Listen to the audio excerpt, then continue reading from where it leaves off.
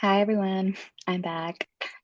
As Ethan and Wesley mentioned at the beginning, our public lecture series aims to showcase the work of Penn neuroscientists as well as scientists in the Philadelphia area.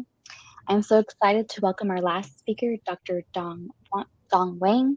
Dr. Wang is an assistant professor in the Department of Neurology and Anatomy at Drexel University's College of Medicine. He earned his bachelor's degree at East China Normal University in Shanghai, followed by his PhD at East China Normal University, Boston University, and Augusta University. Wow. At Drexel, Dr. Wang's lab employs a multidisciplinary approach, including optogenetics, in vivo electrophysiology, calcium imaging techniques to investigate the neural assembled dynamics underlying learning and memory consolidation. In particular, the lab focuses on the circuitry of the hippocampus and its connected regions, and learning and memory processes, and even more importantly, how alterations or disturbances in these connections can affect behavior. They also aim to discover ways by which learning and memory can be enhanced or weakened, and to develop innovative therapies for treatment of memory disorders such as amnesia and PTSD. I hope you all enjoy Dr. Wang and his talk, How Are Memories Acquired and Consolidated? Take it away, Dr. Wang. Thank you, Vanessa, for the nice introduction, and the committee for organizing this terrific lecture series. Let me share my screen.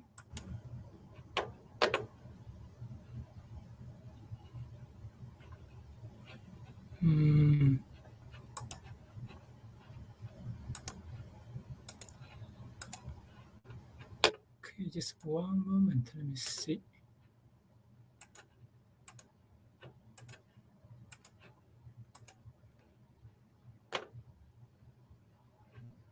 Can you see my screen now? I'm seeing myself. Oh, okay. I'm seeing the actual screen, not the slides.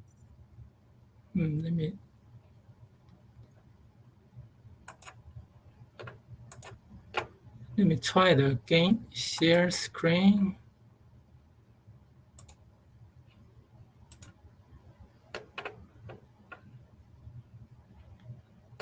So can you see my screen now? Yeah, try presenter mode. Perfect. All Okay. right, take it away. Well, it's really a pleasure to be here and share some of our ongoing research. So Doug and Amelia have laid nice ground for what I'm going to discuss today, the hippocampus and its role in memory formation, which can be further broken down into two parts, memory acquisition and memory consolidation. So memory is important for our daily life. It defines who we are and guides our future behavior. So where are memories located? One of the pioneers in search of memory traces is Carl Lashley. He trained rats to run a maze to find food reward. After the training, he made cards to various brain regions in order to find the memory locus. After many years of research, unfortunately, he failed to find the memory locus. Instead, he came to this conclusion that memories are stored in distributed neural network across the brain. From today's point of view, this statement is mostly correct. However, not every brain regions are equal. Now we know that several brain regions play unique roles during the memory formation process. Nonetheless, after Lashley's work, the search for memory traces continues. One breakthrough came from the study of a patient known as HM, which Doug and Amelia have nicely introduced. He received a surgery that removed his temporal lobes, including the hippocampus. After the surgery, it was noticed that he could not form new memories, although his older memories were mostly fine. So these findings suggest that hippocampus plays a key role in memory formation. However, it's not the storage site. Many later on studies in rodents confirmed this finding. And on the right side, it shows a mouse brain section. Hippocampus is located kind of in the center of the brain and can communicate with multiple brain regions. As shown in this enlarged view, which has been talked by Doug and Amelia. Hippocampal neurons here shown in different corners are densely packed. So this unique structure perhaps can explain how the hippocampus can encode memory in a highly efficient manner. Given that hippocampus is critical for memory formation, but it does not store memory. Therefore, it must interact with other brain regions for memory formation. So in fact, different brain regions are believed to encode different aspects of memory. For example, a brain region known as amygdala is well known for its role in encoding emotional aspects of memory, such as those associated with reward or fear. So for my talk today, I'm going to mostly discuss how the hippocampus interacts with the amygdala for fear memory formation. The major goal of our research is to understand the information coding principle by hippocampal and amygdala neurons. To do that, we record neural activity. We can implant 100 or more tiny wires into a mouse brain. As shown on the right side, it's a typical recording from one single wire. Neurons exhibit two states, either quiet or firing. When a neuron fires, we can record those large amplitude voltage changes. So the goal here is to extract the neuronal firings of hundreds of neurons and to determine how those activity patterns can encode information. And obviously, we cannot ask a mouse if it remembers or not. Instead, we rely on their behavior to infer memory.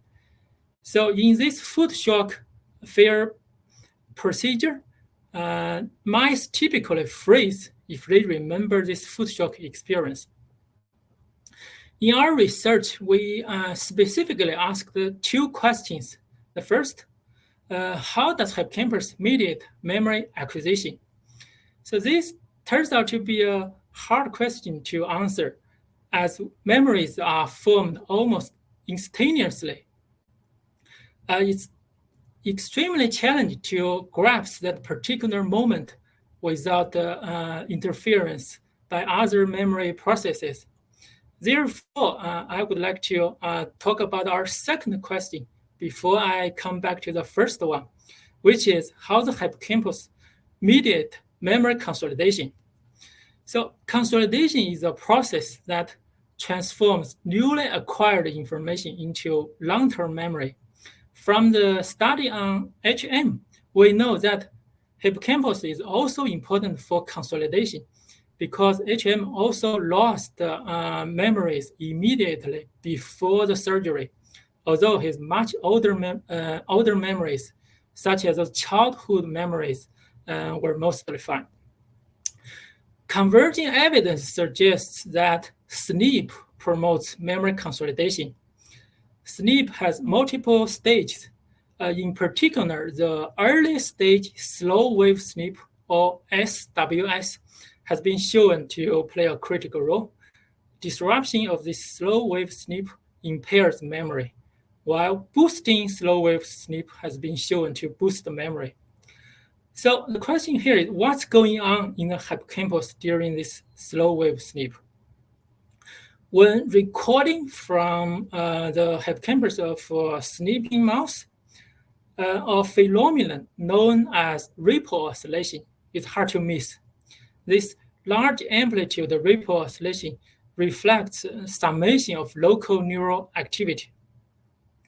And it's quite unique. In a way, it's not present in other brain regions. There are several lines of evidence strongly suggest the importance of this ripple oscillation in memory formation. Firstly, disruption of this ripple activity selectively can impair memory. Secondly, ripples have been shown to coincide with distinct hippocampal population firing patterns. So in other words, it's generally believed that different ripples are associated with different memory traces. Although this ripple oscillation gives a really nice indication when consolidation occurs, but it doesn't tell us how. So in order to understand how hippocampal and amygdala neurons consolidate the memory, we implanted 100 wires or more wires into the two brain regions. Here it shows a typical recording from a sleeping mouse. We recorded ripple activity, 58 hippocampal neurons, and 54 amygdala neurons. So the task here is trying to extract meaningful information from the firings of those more than 100 neurons. So how do we do that? We started by conducting dimension reduction that classifies neurons into assemblies. For example, from 100 neurons to 10 assemblies. This is workable because some neurons share similar firing patterns and thus can be grouped into an assembly. So as an example, here we mathematically identified 9 major patterns based on the activity of 54 amygdala neurons. As shown on the top left, the first 4 neurons contributed a high weight to this first pattern and thus were classified as assembly 1. The same idea applies to other assemblies. Now, instead of asking which of the 54 neurons are involved in memory processing, we ask which of the 9 assemblies are involved, which is way more manageable. So in order to determine which of the 9 assemblies involved in memory consolidation, we trained mice to this food shock procedure, which triggers a memory consolidation process. As a result, we should be able to detect firing pattern changes during the post-training sleep compared to the pre-training sleep. So I mentioned earlier, hippocampal ripple activity plays a critical role in memory consolidation. So here we aim to determine how each of the 9 amygdala assemblies correlates with hippocampal ripple activity. Our results show that of the 9 assemblies, only 1 assembly, shown on the top left, termed food shock assembly, showed a nice co-activation with hippocampal ripple only during the post-training sleep, but not pre-training sleep. So based on those results, we hypothesize that amygdala employs a sparse coding principle for representing distinct experiences and memories. In other words, a small percentage of amygdala neurons is involved in encoding a specific memory, and other neurons are likely involved in encoding other memories. So to provide further evidence, we exposed mice to a variety of stimuli, such as loud sound, looming stimulus, cut order, and high place. Here it shows the activity of 4 simultaneously recorded amygdala neurons. The first neuron only responded to the loud sound. The second neuron only responded to the looming stimulus. The third neuron only responded to the cut order, and so on. These results further suggest that amygdala likely employs the sparse coding principle for information coding. Okay, now let's get back to our first question. How is information coded in the hippocampus during memory acquisition, as well as consolidation? So, due to the highly dynamic activity of the hippocampal neurons, we have not been successful in direct characterizing of those hippocampal assemblies. Therefore, we used a different strategy.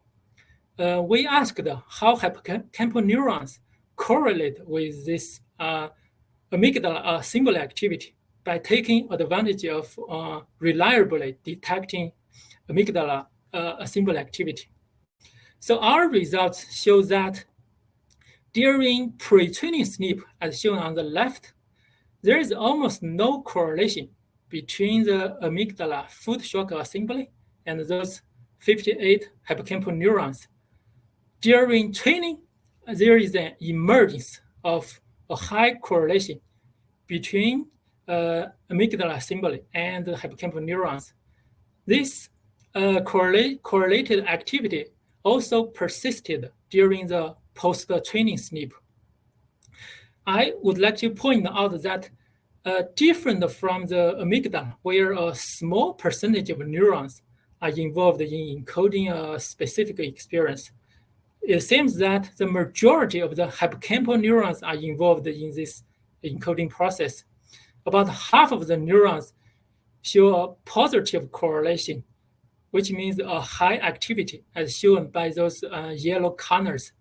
And about a third of the neurons also showed this negative correlation. Based on those results, it suggests that the amygdala and the hippocampus use very different strategies for information coding. And we hypothesize that an emerging many-to-one weighted mapping from the hippocampus to the amygdala underlies memory formation. So if this indeed is the case, the hippocampal activity should be able to drive and predict this amygdala assembly activity. So in order to test this, we used machine learning decoding.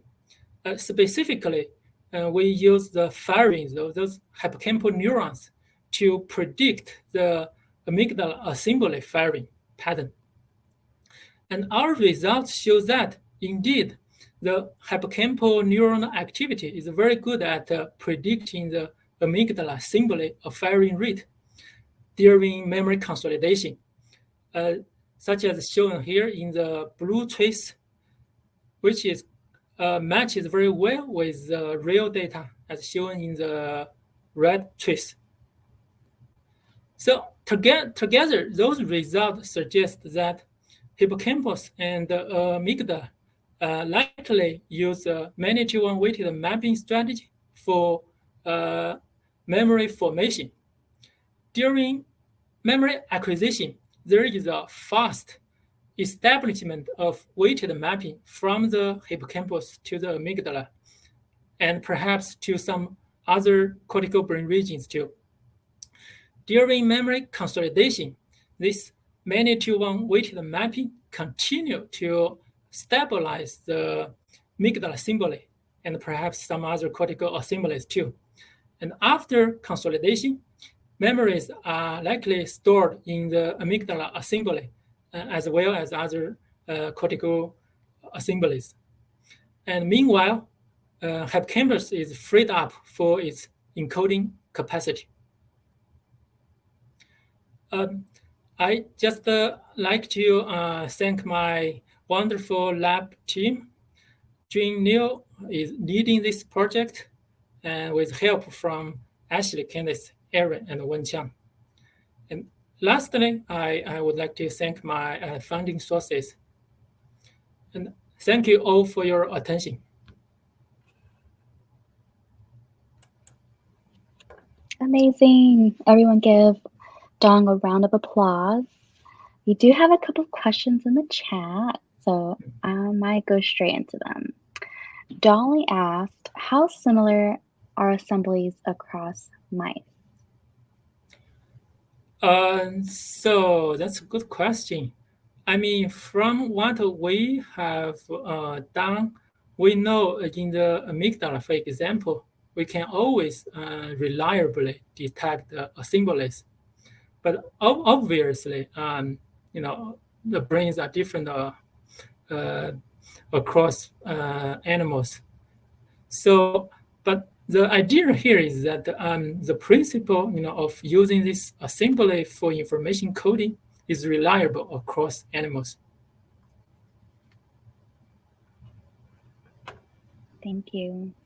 I'm going to follow up with another question she asked since we're already on Dolly's role.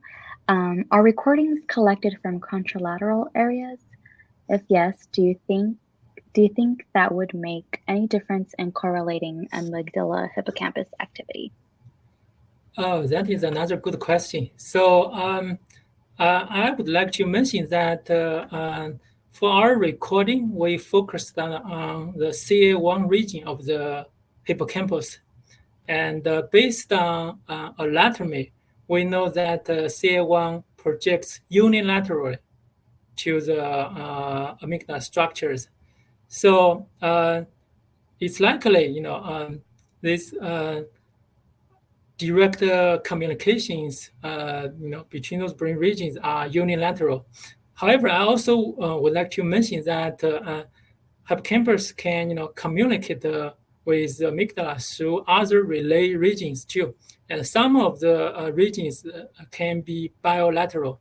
So it's also possible, the hippocampus can communicate with, both amygdala regions bilaterally, bilaterally fashion. Good question, Dolly. Okay, Amelia also asked a question. Do you think aversive memories and appetitive? I just know it has to do with your appetite. Aversive memories and appetitive memories may undergo distinct encoding. You mean appetitive memory?